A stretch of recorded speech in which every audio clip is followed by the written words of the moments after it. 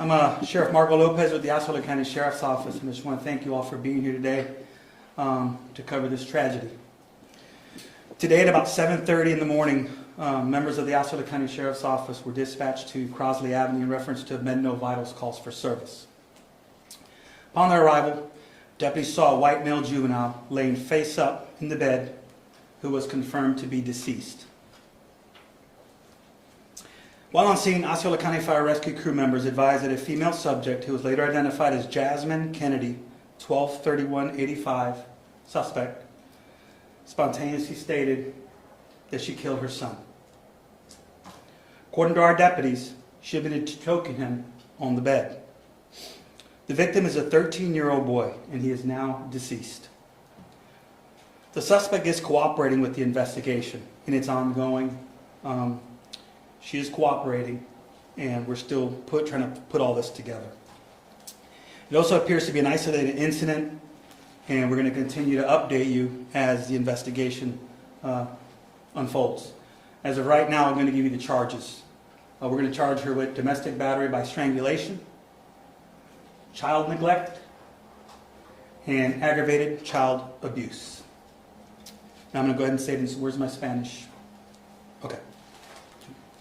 Gracias, tu alguacil Marcos López, el condado de Osceola. Gracias por estar aquí, estamos cubriendo esta tragedia. Como a las 7:30 de la mañana, nosotros fuimos despachados a una residencia en Crosley Avenue, en referencia de una persona que está fallecida, en este caso un niño. Cuando llegaron los oficiales, vieron que había un niño en la cama que estaba confirmado muerto por los bomberos, los oficiales de la Medical Services. Uno de los que trabajaba para la oficina de los bomberos nos dejó saber que una mujer que estaba en la escena se identificó como Jasmine Kennedy, cumpleaños 12/31/85, le dejó saber que ella había matado a su hijo. Y también nuestros detectives en la escena, ella admitió que lo había ahorcado en la cama. La víctima solo tiene 30 años y está muerto. La sospechosa la tenemos aquí detenida y está cooperando con la investigación. Este incidente es aislado y no hay nadie de inmediato en peligro. Los cargos son los siguientes: domestic battery, strangulation, la estranguló, child neglect y aggravated child abuse. I'll take some questions in English and then I'll go some in Spanish. I know it's ultimately it's up to the state attorney, but why no recommendations of homicide just based on not looking like it was intentional? Well, no, what we do is, in this case, based on her statements and there were some signs of strangulation, we have to wait for the medical examiner's office to confirm the cause of death. And they're pretty good at turning these type of cases around and getting us that information. And as soon as we get that from them, then we'll know the exact cause of death and what to charge her additionally with. Did she say why this happened? No, she basically is admitting to doing it. And, like I said, those are some of the things that we're going to work out now. And we're still interviewing her, and this investigation unfolds. And once we book her in the jail, hopefully we'll have a more complete report so you guys can get all that information. Would you know her relationship to that property? Was she living there? Was she a tenant? Was she an employee? Yes, she's living there with Grandma and Grandma's boyfriend and another child who's 5 years old. And they're both her biological children. Who was it that made the 911 calls? A family member. So not her. No. ¿No habla español? Henry Balomón, Univisión en Español. ¿Era la primera vez que había un llamado de algún problema familiar en esa vivienda?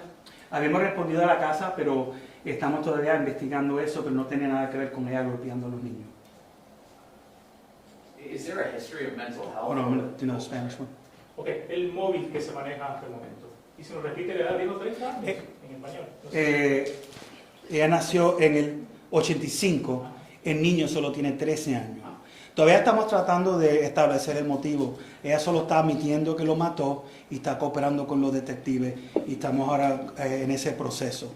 No hemos terminado, ella todavía está aquí detenida. Enseguida que concluimos toda la investigación, ahí es cuando vamos a poder dar más información sobre el caso. Nos dice los cargos en español, por favor. Pues tienes que traducirlo.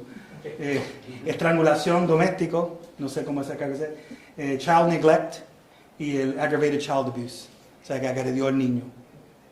When you say, Sure. sorry, go ahead. Fortunately, we don't see this happen often, but just your thoughts on the fact that it happened at all. You know, it's always a tragedy when someone so young is taken, regardless of how it's done, whether it's a car accident, or whether it's murder, whether it's an illness. You know, I wake up today at Monday morning, you know, when you hear this news, it's like you're getting hit with a brick. You know, somebody so young, their life was just taken from them, and they haven't even began to live. So it just kind of, you know, it's home, especially when you have children. So I don't know how else to put this in perspective, but I think it's something that, you know, we all should realize that it could happen anytime to any one of us, regardless of the manner of it, the way it happens. It's just a sad day, and hopefully their family will get some justice, and you know, I don't know what else to say about that. And Sheriff, any history of mental health issues, or have there been any prior calls about? They responded to her residence probably January this year, and they're looking into that because they're trying to find all the facts before we start putting all that additional information. Like I said, this is all unfolded, but it had nothing to do with harming any of the children. One more question? One more. When you said that she spontaneously admitted to it, was that in front of, in an interview? She with you? told that to the fire rescue on scene, and then she told that to one of our detectives on the scene. And one more in Spanish. Nada más. Aparte de la víctima y victimario, ¿había más personas en la casa? Sí, estaba el abuelo, la abuela y un niño de 5 años, pero el niño de 5 no estaba herido o envuelto en el incidente. ¿Colaboran como testigos los abuelos también? Todos están colaborando.